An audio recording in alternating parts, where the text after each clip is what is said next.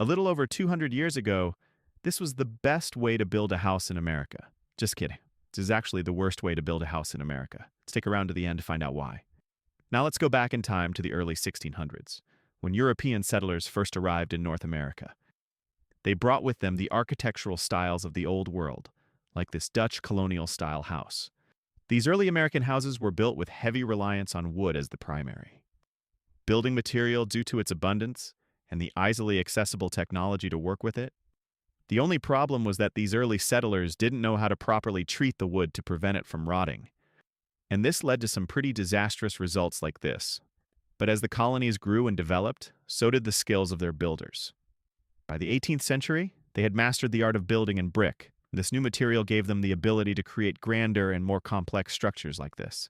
It's the White Marsh Chapel, which was considered to be the finest example of Georgian architecture in America at the time.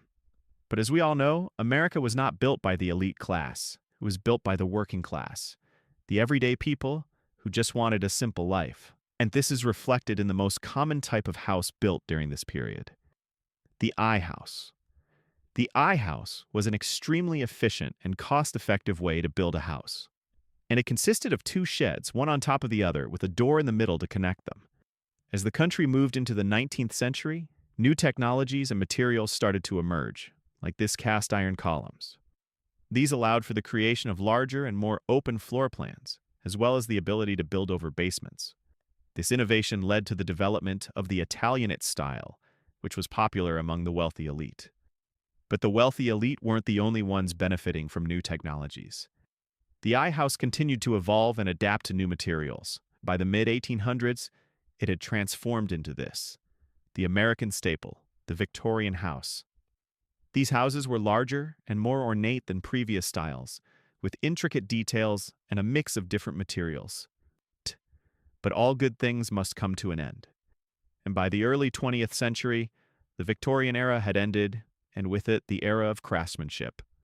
The introduction of new materials like concrete and steel allowed for the construction of taller and more efficient buildings, but it came at a cost. The buildings of this era lacked the charm and character of previous styles, and were considered to be rather bland and uninteresting. But hey, at least they were cheap and easy to build, which is why this style is so prevalent throughout the United States. So the real answer to the question is that the worst way to build a house in America is not with wood or brick or even iron, but with concrete and steel. Sorry, I had to throw that in there. Let me know your thoughts.